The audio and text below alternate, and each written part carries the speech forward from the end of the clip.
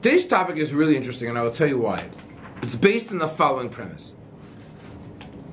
If I were to ask you, why was Moshe Rabbeinu, why was Moses chosen to lead the Jewish people? What would you say? Why was he chosen? Why does the Torah tell us about him, why he was chosen? Okay, and the truth is we don't know that until later in Balotcha. Okay, fine. Why was he chosen? Before he comes onto the scene, do we know anything about him? Before we get to, let's go back for a second. When do we see that Moses is chosen? What would that moment be called?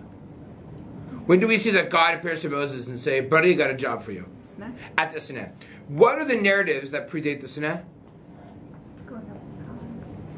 What? Could continue, grow up in the palace, go on.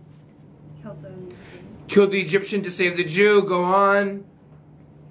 Sees the two Hebrews, Ephraim fighting and he intervenes. Saves the damsels in distress, remember by the well, right? And then God appears. Now, there might be a few years in between, that's fine, but at least, and I don't care about years, I care about narrative in the Torah. The Torah at least says when God appears to Moshe, at least I understand why him. I got a cool story about his parents, like the baby in the basket. That's cool. His parents are cool people. There's a context. Last week, even a person who doesn't have so much, shall we say, attention in the Torah, at least we know a little bit about him. Noach. Why does God choose Noach to be saved? How does the Torah identify Noach as a ish tzaddik te'emei b'doratav? I'm not sure what he did. I don't know if he helped old ladies cross the street. I'm not quite sure. I wasn't there. But at least the Torah identifies him as being okay, fine, I get it. Again, what he did is irrelevant. At least the Torah tells us, oh, he's a good guy. When it comes to Avraham, nothing. Zero. There's no background information on Avraham. At the end of last week's parsha, there's a story that his dad starts traveling from one place to another. And all of a sudden, this week's parsha, Avraham, Lech Lecha mi'artzecha. Why him? You'll be a great nation. Why him? What did he do? What's this about? Nothing. What are you going to tell me? The Medrash. Ah, excellent. I was waiting for that. Good cue.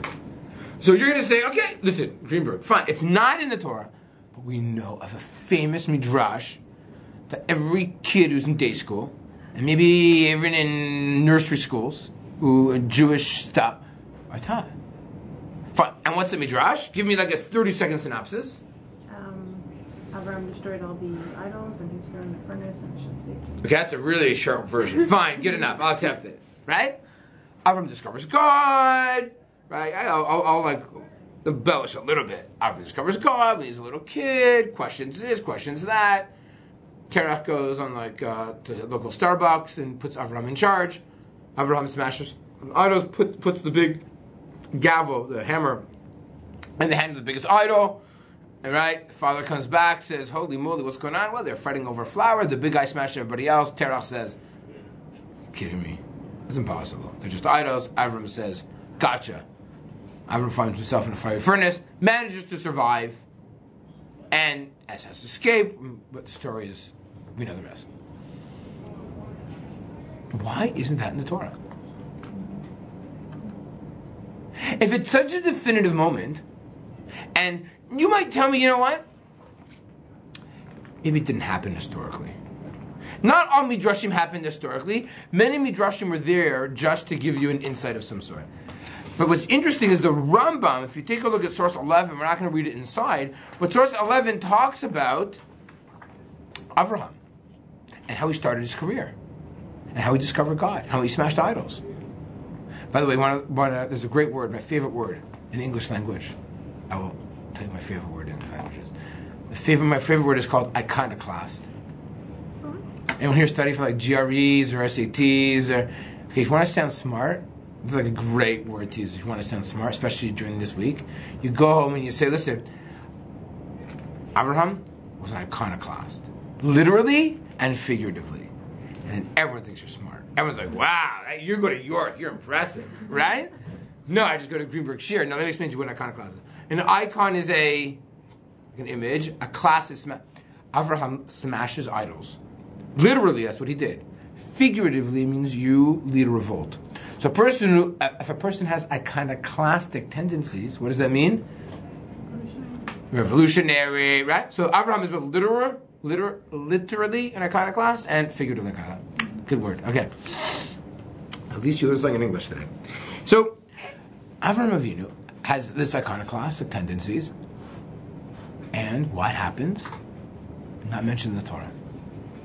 Yet, the Rambam felt it for sure was historical and it was accurate and it happened. He records it in Hilchot Avodah Kochavim, Avodah Zarah.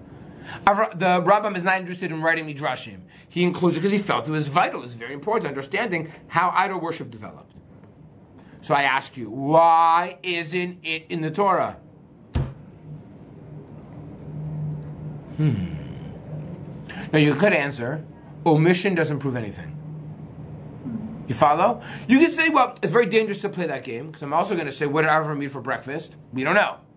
So when you can't learn anything by omission, so I would tell you 99% of the time you're correct. You can't learn anything by omission. But one would think that the founding moment of Avraham Avinu, right? One would think that the moment that Avraham discovers who he is would be written in the Torah. Like, that's a pretty important, no? So it's not the biggest bomb question because it's omission. You got to be careful when it comes to omission in the Torah. But one would still think, and it's so important that everyone knows this midrash. And by the way, you mean to tell me that's more important? If I were to cut out Moshe killing the Egyptian or breaking up would that have an impact at all on the rest of Chumash? Not so much. Yeah. It might be taking something once heard or if we totally butchering. Yeah. Maybe the fact that Avram was coming to acknowledge Hashem, but it was through realizing that Avodah Zarah isn't real and accurate. Maybe we, the focal point of the Torah finding Hashem shouldn't be coming from, Avodah Zarah is not real, so there's Hashem. It should be there's Hashem. Oh, very just meaning it should be an acceptance of due to. I'll make it a little touchy-feelier. We should do it out of love and not out of anti. That's not so touchy-feely. But, yeah, is that what you're trying to say? Meaning, not that we're anti, and the Torah is pretty anti-Avodah Zarah. I mean, it mentions many places, smash idols, don't write their name down, smash, don't, it's pretty... Yeah, but to start... To start. Okay, I hear you. Okay, not bad, good, I hear it. Okay, let me tell you my thesis.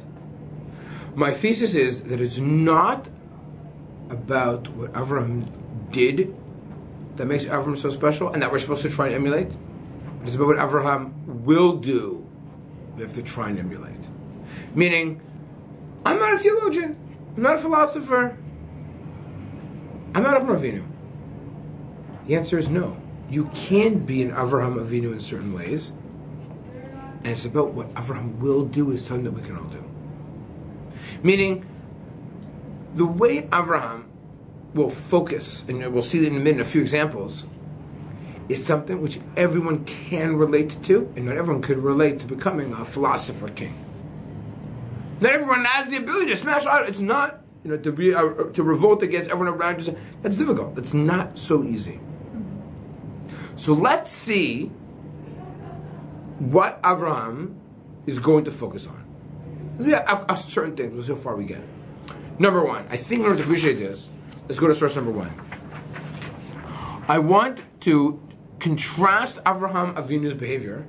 But we will end by 1:15, not to worry. He's have 1:30 class. Okay, anyone have 1:30 class?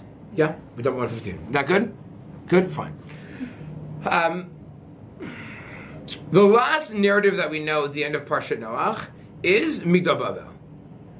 So here's my question. What is so bad with Migdal Bavel? Look at source number one. I meant to bring the English, I'm sorry. Tell me, what's so bad about Migdal Bavel?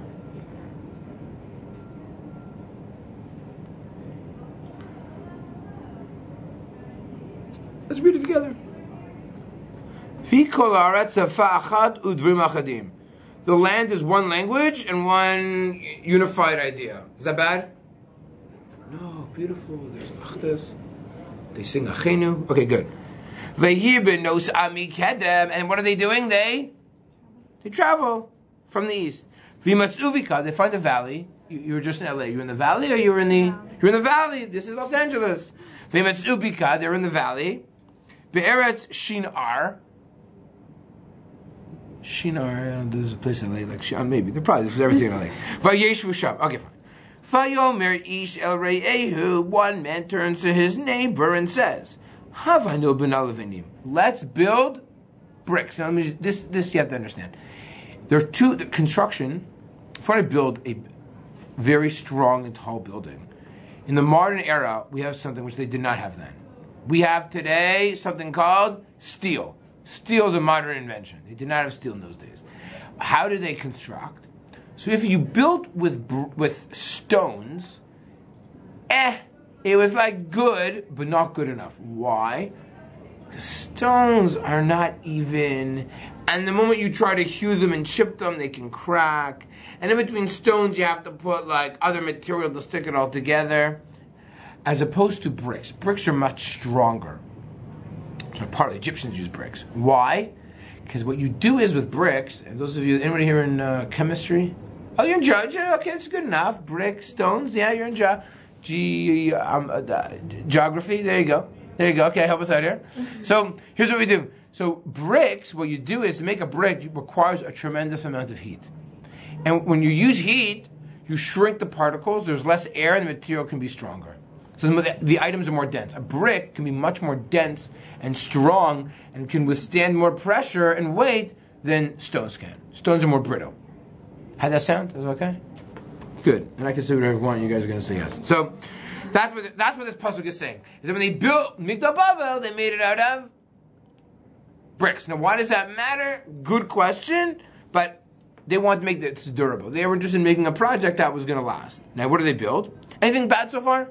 Anything wrong with construction? Anything wrong with... No, Jews are developers. I think we do those things. Okay, let's continue. Vayamru.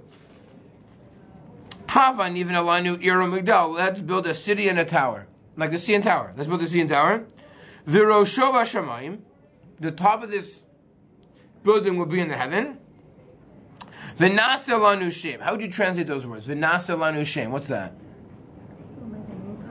We'll make a name for ourselves. What does it mean make a name for ourselves? My name is Aaron. What's your name? Like, what does it mean? What does it mean make a name for ourselves? What does that mean? What? Make history? Okay, I like that. We'll tweet about ourselves. We'll Facebook about, maybe we'll get our name out there. What does it mean? When you want to get your name out there, what does that mean? What are you trying to do? Let people know about yourself. So you hire a PR person, right? So we want to make a splash, and we're on the front page of the newspaper tomorrow. We want to make a name for ourselves, right? It's about your reputation, right? We want to spread our reputation. Now, at least we spread it out everywhere. So guys, let's work on this project. We'll make a name for ourselves. We'll build a big tower. Everyone will know about us. Great. Anything wrong with that? Yeah. Are they trying to make a name? Why? What do you mean why? Because I want to make a name for myself. Is there a purpose? The purpose is ego. Right. Okay, is it bad? No good? It's just like Okay. they're focused on themselves, which is fine, but Okay, fine. Focused on themselves. Nasa Lanu Shem, name for themselves. Wait, they're all Bachdus. They're all unity. They're singing Achenu. Wait, who are they making? You're promoting yourself to no one because you're all one. Yeah, so we'll be known as the generation forever that built this crazy building. People will remember us forever. We'll build the pyramids, right? We'll make a name, It's like, I don't know who it is, but I think the CN Tower is a pretty well-known building. And I guess CN gets credit for it because it's named after, I guess they paid for it? I don't know. Maybe. But they just made a name for themselves, didn't they? Right? And everyone knows what the CN Tower. So, all right, they want to make a name for themselves. Not so bad. We'll see. So Hashem goes down, which means he wants to see what's happening. These guys are one nation, one people. Yeah, we know that, buddy. Why does God have to tell us that for? They want to complete their job, and I don't want it to come to fruition. What's wrong, God, with having their project come to fruition? What does he do? I mix up their language. They're not going to be able to communicate. They're going to spread out everywhere, and they weren't able to finish building up the city. This place is called Bavel, because God mixed up their languages, and they spread out everywhere. What? And then, the next one is Avraham. The next story is with Avraham. Why are these guys so lousy or bad, and that Avraham is going to be the antithesis to such behavior? So before we talk about Avraham a minute, you have to understand what they're doing. Is unity a good thing or a bad thing? Not to talk. Oh, you're chewing. Oh, okay. Unity is a good thing? When it's for a good purpose. The Nazis were united. Are they good or bad? So unity is just a means. We're united. We're the... Counts a bunch of fools, right? I don't care if you're united. The question is, what are you united around? Many isms in the world, which were pretty bad, the people were very united. So to me, unity is neither good nor bad. It's just...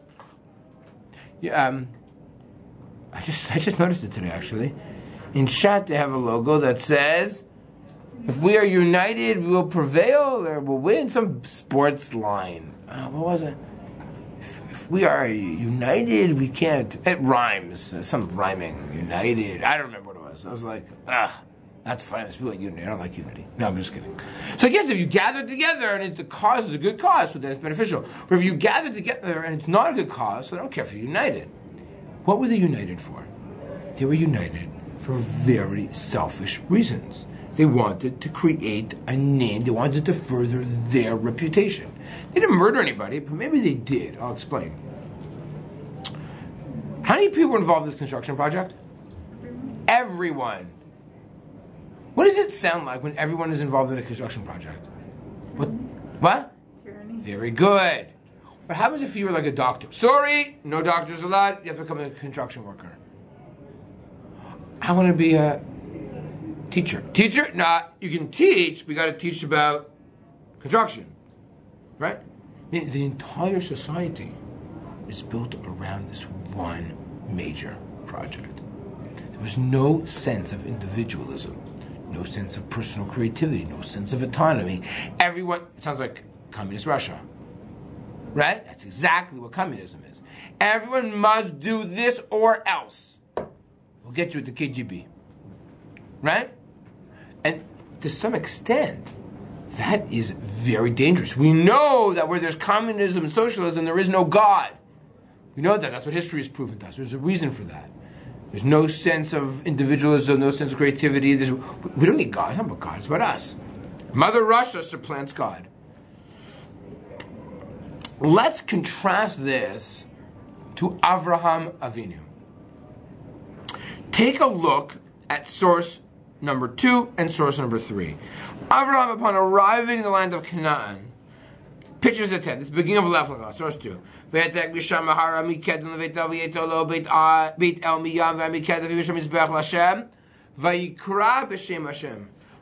is korei b'shem Hashem. Now, what does that mean? To be korei b'shem Hashem. He does it again in 3. Right? Goes back to Mizbeach. Vayikra Sham Avraham b'shem Hashem. What does that mean? So that mean like God, God, God, God. Right? Just like stand on hilltops, just give the word God. Vayikra b'shem. They call out the name of God, like he evokes the name of God from hilltops, and have it like reverberate, like it echoes, echoes, echoes. Right? What does it mean? Yeah, what's he doing? Yeah. It sounds like he's speaking in the name of God. Not that he's speaking necessarily to Hashem, and maybe he is, but... he speaks on behalf of God. Vayikra kama b'shem Hashem. Okay, could be. Good. How else maybe you understand it? What? Represents Hashem. He represents it. So let's take a look. So there's a number of different ways to understand it. Look at source 4. Says the Ramban. He quotes Rashi. Perush Unkelus. Sorry, that's not Rashi. That's Unkelus. Shid Palau Sham. That he davened. Tfilah, Lashon Tfilah. V'ikra b'shem Hashem, Lashon Tfilah. Comes the Ramban and says, no.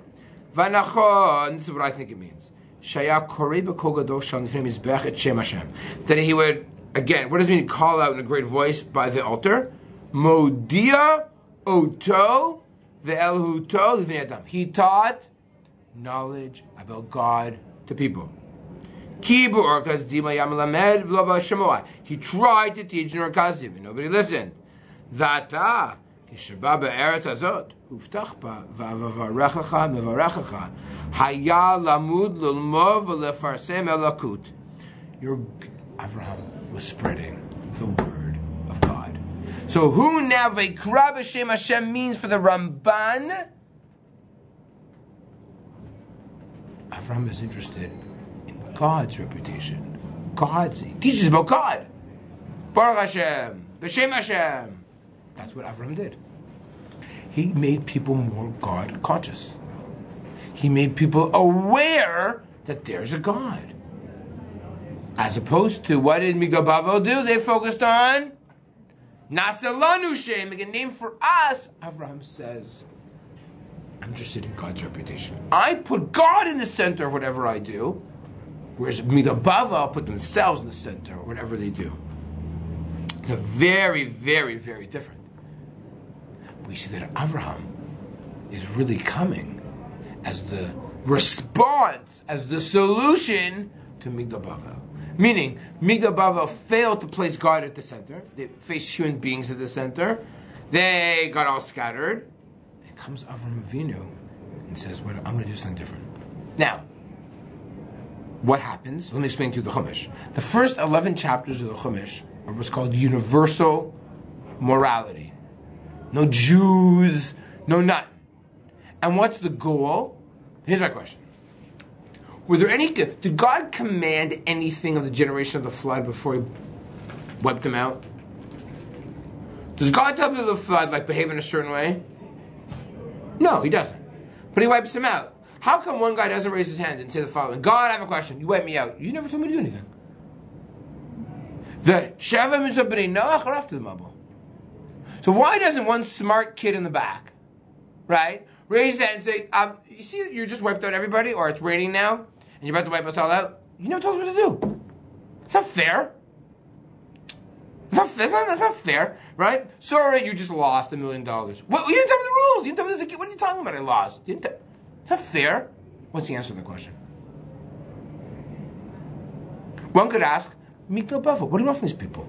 No one ever told them to place God at the center of the world. What do you want from them? It's not fair, God. You're being cruel. You're sick. You're punishing people without telling them how to behave. How do you respond to that? It's a good question. It's a good question. How could God wipe out the generation? I understand Adam Arishon, God told them things. He didn't listen. Punishment. I get it. I can live with that. But the generation of the flood, God, you're sick. You wiped out 10, 20, I don't know how many people you wiped out. Was that their fault that they're wicked and evil? You didn't tell them to do anything. Answer. Yep. Maybe, first of all, people lived so long back then, they were so close to creation. They should have known about God and understood things. Okay, so good. So maybe there should have been some type of education. They should have known what? Let me go back. So let's say yes, they should have known. What should have known? God created the world. That's nice. I'd rather eat your head. Like, what does it matter?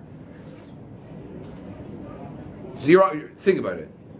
Maybe originally they should have tried. It's clear that God has expectations of human beings. The Torah says, do I expect every human not to wear royal linen? Don't wear shatnez. Oh, you didn't know? Sorry. Nah. But God has an expectation of human morality. It's clear, else how could He bring on the flood? How could He get upset at Dor Mabul, at Dor Aflaga? It's clear that God has expectation. So maybe not shatnez, and maybe not like, well, why didn't you recline when you ate matzah, right? Come on. But it's clear that there's an expectation.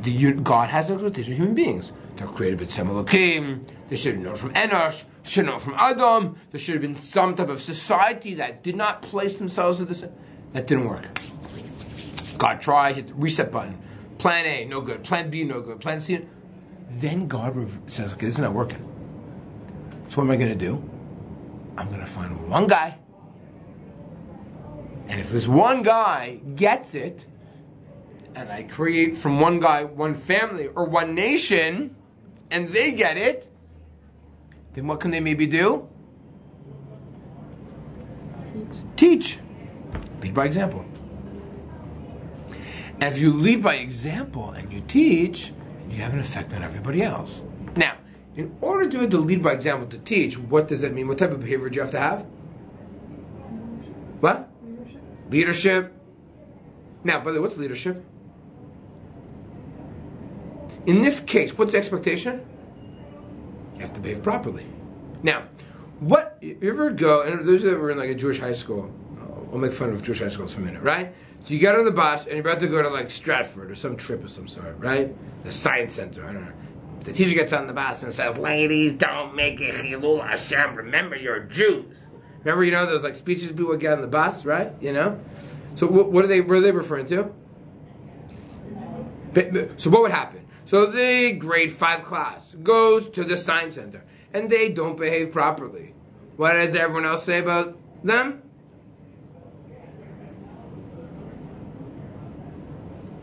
Right?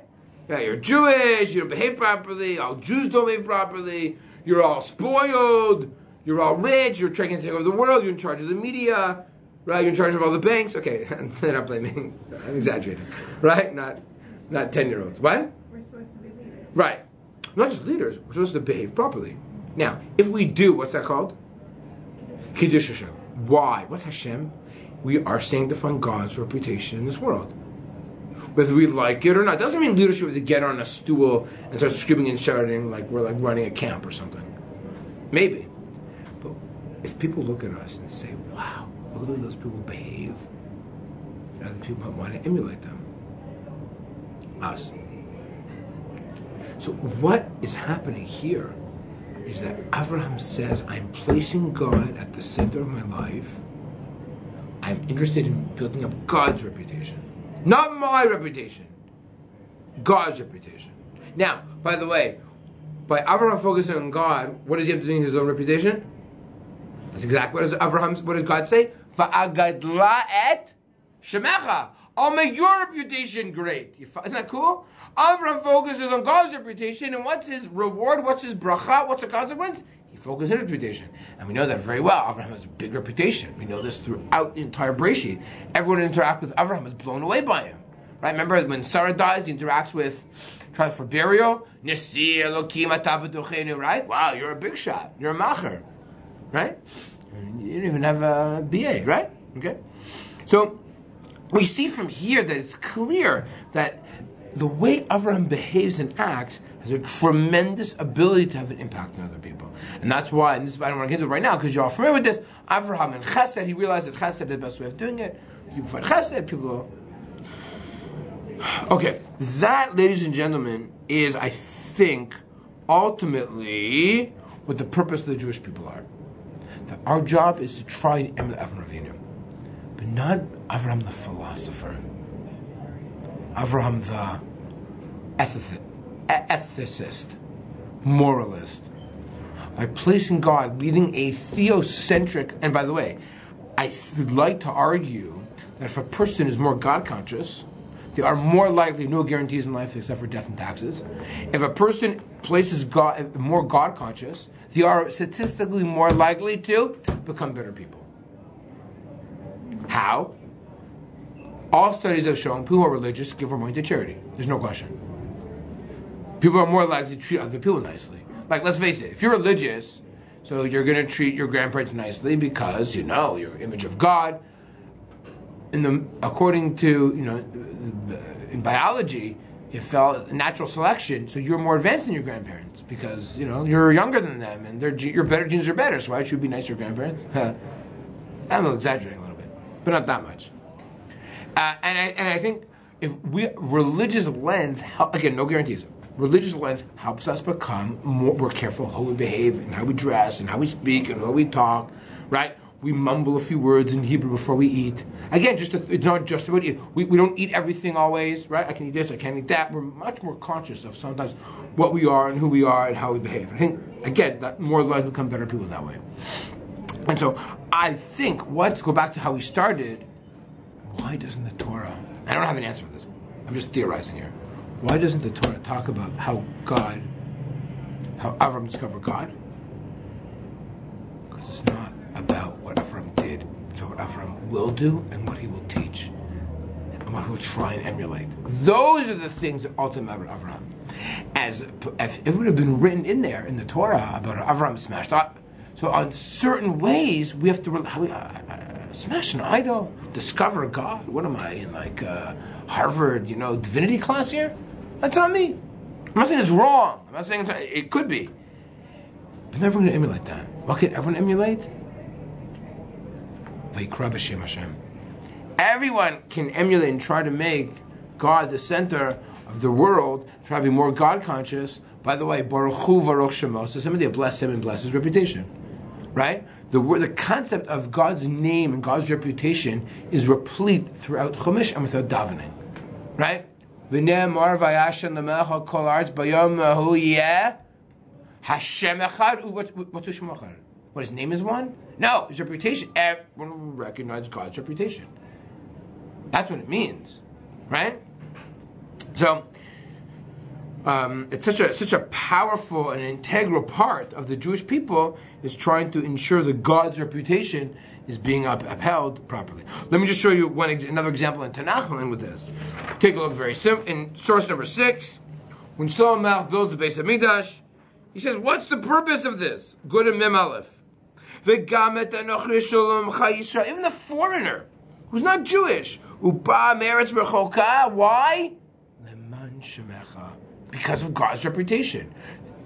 Jerusalem is where it's at. Everyone wants to go there. Everyone wants to be there. That's a place to be. People only want to go to a place where it's going to be beneficial to them. If they're going to a place where there's cheating and there's deception and then no one wants that. Because they heard your great reputation, and therefore, they're going to, the non-Jews will want to daven in Yerushalayim. But they